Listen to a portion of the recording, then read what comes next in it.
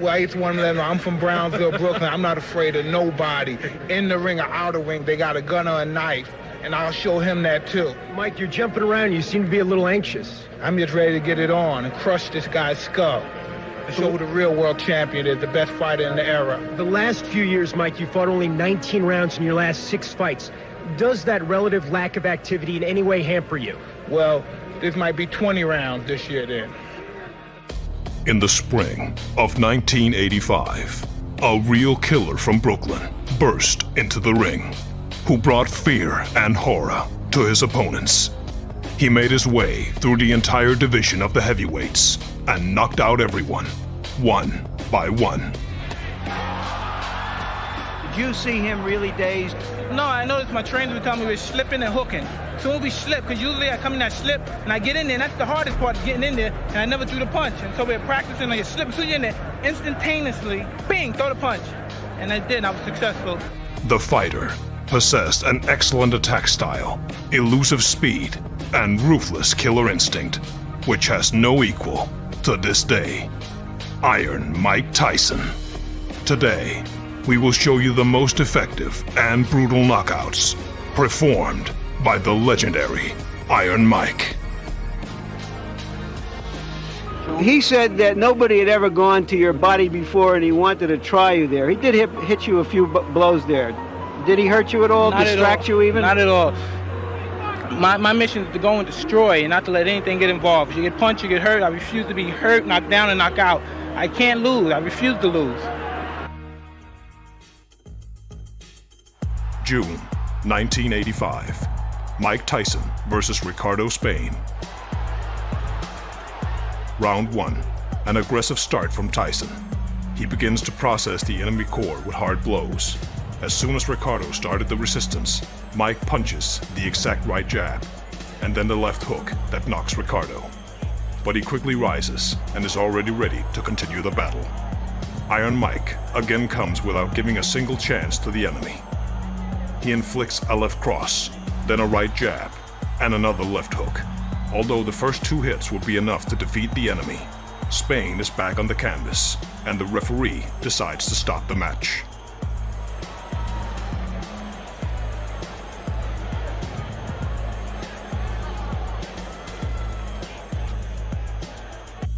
December 1985. Mike Tyson versus Mark Young. From the first round, Young tried to attack, behaved actively, but Mike was clearly expecting something like that. After another attack, Mark runs into a response from Tyson, who throws an opponent with a powerful right uppercut, after which no one could rise. Uppercuts, not strong body blows, but he hit him with a quick left right there. It snapped the head back. March 1996. Mike Tyson versus Frank Bruno rematch. Round 2. In Bruno's eyes, fear is visible. This fear is accompanied by the actions of the boxer. When Iron Mike starts an attack, Bruno immediately tries to clinch. Even the referee sees this and starts giving warnings to athletes. In the third round, it is noticeably that Tyson was tired of these clinches, and he rushed in before to finish the fight. But Bruno works according to his tactics. Getting a blow from Mike, he begins to hawk the opponent. Once again, the referee warns Frank and asks for a decent fight. In the last minute of the third round, Iron Mike pushes Bruno to the ropes and makes a magnificent combination from which he literally hangs on the ropes, and the referee stops this beating.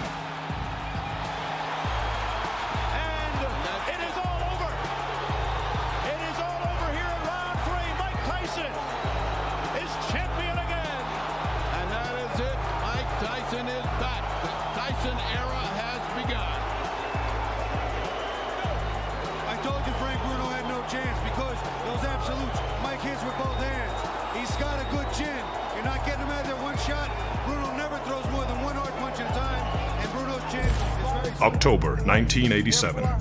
Mike Tyson versus Tyrell Biggs. Touch gloves, go back to your corner, good luck. From the first round, Tyrell began to jump around Tyson, emitting the style of Muhammad Ali. He tries to throw a jab, but almost fails. Mike efficiently shakes the pendulum and constantly squeezes the opponent. Let him go at it. All right, fight. 6 rounds, Mike dominates without giving any chance to the enemy to inflict any harm on himself. All the way back to amateur days. Now the left-handed there is a great shot. Big. And in round 7, he does what the public adores him and what inspires fear in his opponents. Tyson inflicts the most severe blows and the same fatal left hook that makes the outcome of this fight. Biggs was able to rise, but not for long. Mike immediately rushes to finish off the enemy, knocking him again on the floor of the ring. The crowd rejoices as the belts remain with the champion.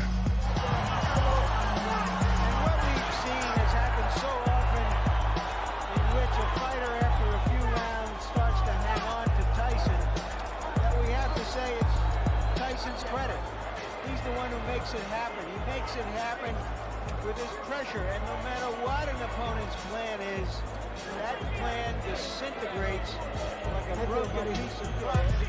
December 1990. Mike Tyson versus Alex Stewart.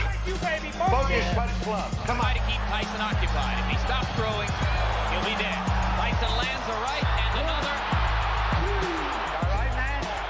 Okay, let's go. Judging by Tyson's outward mood and aggression, this fight could not last long. Shot to the body, another solid right hand. Stewart begins to throw as a means of... A good right hand that hurt Stewart again, but Stewart... That was a flush right. 5, 6. How you feel, man? Taking a good look. He's got the team. 3 knockdown rule is in effect. Stewart goes down again, it's over. Stewart has quit throwing punches. Iron Mike advances like a bulldozer, giving his opponent no chance. He puts the exact left hook that sends Alex to the ring deck.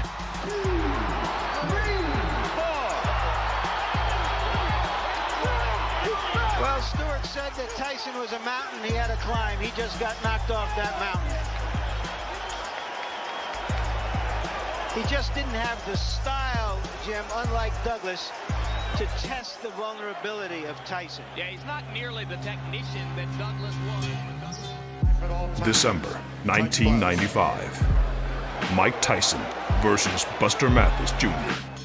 The start of the match, and Buster begins to move forward, constantly pushing Tyson to the ropes or to the corner of the ring, but does not take any active action. After another clinch in the 3rd round, Mike puts a powerful right hook to the head. Buster Mathis swarm, almost literally. He clinches and again forces the referee to intervene. After it was decided to continue the fight, Buster Mathis pushes Tyson to the ropes and tries to work around the hole. Tyson reiterates his crown combination.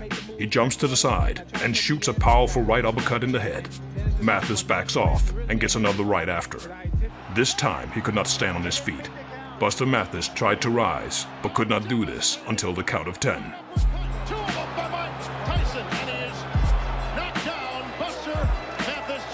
November 1985. Mike Tyson versus Eddie Richardson. The same calm, but at the same time, Tyson's merciless gaze looks at his opponent. Round 1. Mike attacks and immediately overtakes Eddie with a lightning right cross, which immediately knocks him down. The referee counts, but Richardson rises and is ready to continue the fight. This was the beginning of the end of the fight. Iron Mike immediately wants to finish off the enemy by breaking the left hook, from which Eddie is no longer destined to continue this fight. Left hand almost drove Richardson right through the canvas. He not only knocked him down, but he absolutely carried him through the air. And it's over. I see why. May 1987.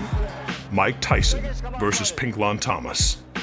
2 WBC and WBA titles were at stake right away. Approximately half through the 6th round, a real beating begins in the ring. Thomas misses a left hook into the head of monstrous power. Then Mike Tyson inflicts 17 more powerful unrequited blows to the head from both hands. Pinklon Thomas fell onto the ring floor. The referee gave the score, but Thomas was no longer able to rise to the score of 10. Angelo Dundee ran into the ring to pick up his mentee. 7, it's up to 8, 9, and that's it. The referee stops the fight. Angelo Dundee says no. The corner cannot stop a championship fight. I think he counted him out. I'm not sure if that's going to be scored as a TKO or a knockout. I think he may have counted him out. July 1989. Mike Tyson versus Carl Williams.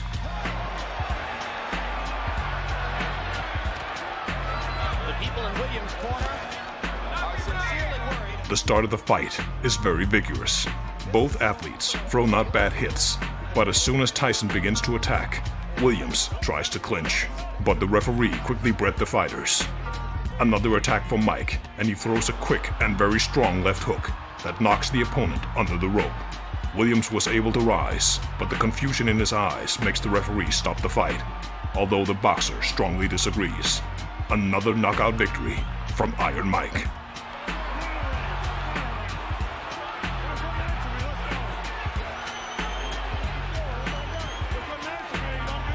Unofficially, I've got this fight being 1 second longer than Tyson. February 1989. Mike Tyson versus Frank Bruno. It's the zebra, and I'd have to agree. Let's see how quick he starts. Bruno tries to keep him up. Bruno showing that he's not afraid, hanging on. Bruno's already tagged with the right hand. And there goes Bruno for the first fight. Bruno has all the pride of England standing for him. He gets tagged again by a right hand. He's trying to hang on to Mike and hit. Mike is just looking for an opportunity to cut loose. And Richard Steele warns Frank. Bruno was caught that time, and Tyson knows it. Tyson trying to attack now to finish him off. Bruno has the wherewithal to hang on. Round 5. Mike does not start attacking the opponent in a slower way. He sees that Bruno is pretty exhausted, and this is his chance to finish the match ahead of schedule. The last minute of the round, and Mike begins to simply destroy the opponent, and after 2 uppercuts at the ropes, the referee decides to intervene and stop the match. So Mike Tyson takes over in this fight. And has stopped the fight. It's all over. Michael Tyson wins on a 5th round TKO.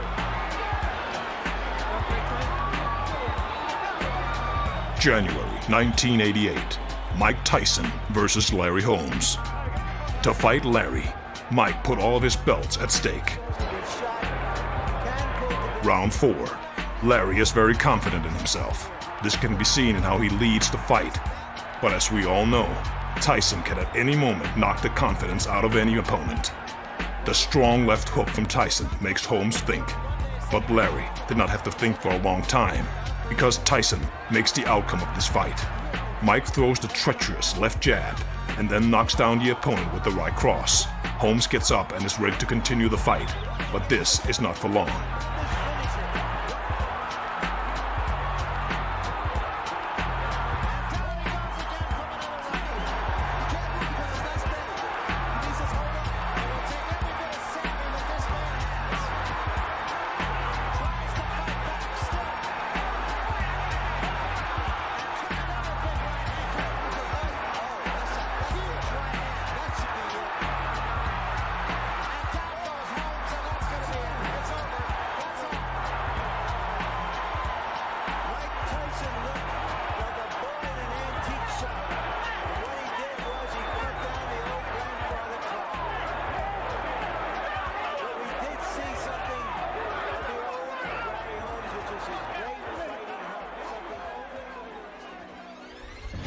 January 1999. Mike Tyson versus Franz Botha.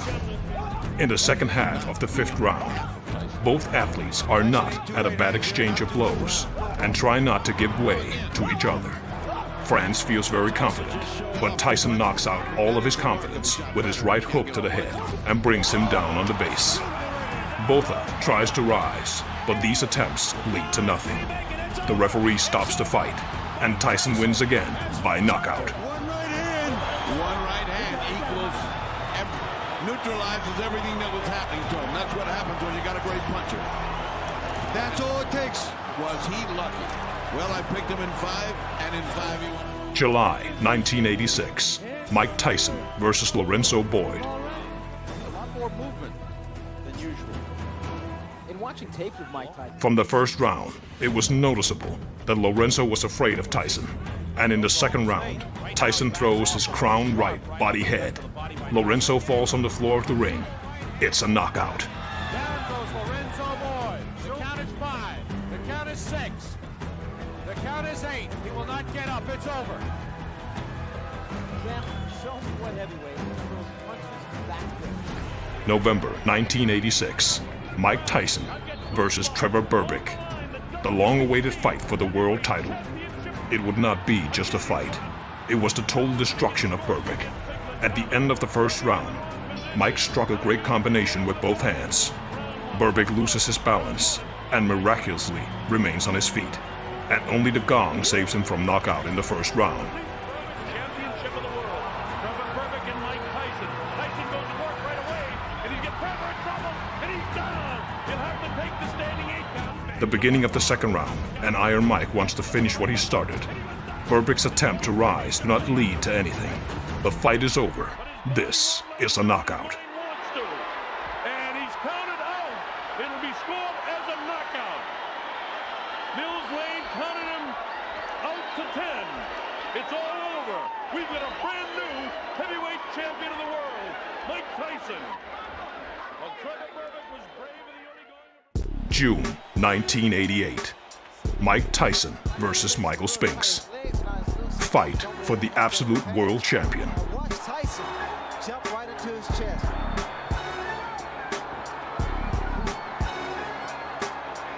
The start of the fight, Mike, in his manner, begins to attack the opponent. He, as always, tries to end the fight ahead of schedule by delivering heavy blows to the opponent. Spinks receives a heavy blow to the body, which knocks him down, but is not ready to give up so easily, and he is ready to continue the fight. A few seconds, and this is a knockout. Mike Tyson became an absolute world heavyweight champion. Now we know why Butch Lewis wasn't anxious for Michael Spinks to fight Mike Tyson. October 1985. Mike Tyson versus Robert Collet. From the very beginning of the fight, Collet tries to keep Tyson at a distance with a long jab, but taking advantage of the overwhelming advantage in speed, Mike leaves his opponent no chance. In the first minute of the first round, Mike throws a left hook and knocks down an opponent. It's a knockout.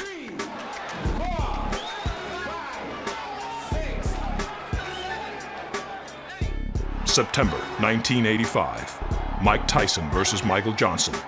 Iron Mike starts the fight very aggressively. From the first seconds, he throws the opponent a heavy blow and strong left hook in the liver, poisoning the opponent to knockdown. Johnson is not enough. He's ready to continue the fight, but this fight is not destined to last long. Tyson inflicts a powerful cross, after which Michael will definitely not get up.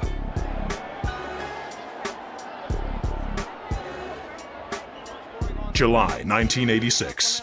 Mike Tyson versus Marvis Frazier. In the first round, Mike presses his opponent to the ropes and carries out 3 unrequited blows. Moving away from the ropes, Marvis makes a fatal mistake and goes into a corner. And here, Mike Tyson holds one of his most spectacular combinations. Frazier just hangs near the ropes. This is the end. A knockout victory. It did not last 20 seconds. Tyson goes over to take a look at Marvis Frazier, obviously quite concerned, and knocked out Jesse Ferguson the first time you saw him here on ABC Sports. Give me first your reaction to the fight. The fight, I was confident. I trained real hard with my trainer, Kevin Rooney, who I owe a great deal to. And I came out and I was confident. I knew the fight. I felt it deep in my heart. I was going to stop him in the first round. Did you know from watching tapes of him that you could hit him with the uppercut? No, that's my favorite punch. And I watched the time, and I knew from my trainer telling me, as he throws his punches, he bends down. And I knew that would be perfect for my uppercut. I planned on working the body more, but I saw the opportunity, and it looked too good to go away. In your mind, if your managers Jim Jacobs and Bill Caton and your trainer Kevin Rooney came to you and said, Mike, we think you're ready for a title shot tomorrow, Would you agree with them at this point? Most definitely. Anytime if my manager and my trainer feel that I'm confident and they're willing to put me in a title and they're sure I could beat the champion, I'm sure I could beat them also. Of the 3 champions, who would you like to fight and why? Fight anybody my trainer put me in with because I'm confident I could beat any fighter in the world. Thanks for watching the video to the end. Please press thumbs up if you enjoyed this video. Don't forget to comment on about whom you'd like to see another selection. And also subscribe to the channel to see all new videos about the legends of the past.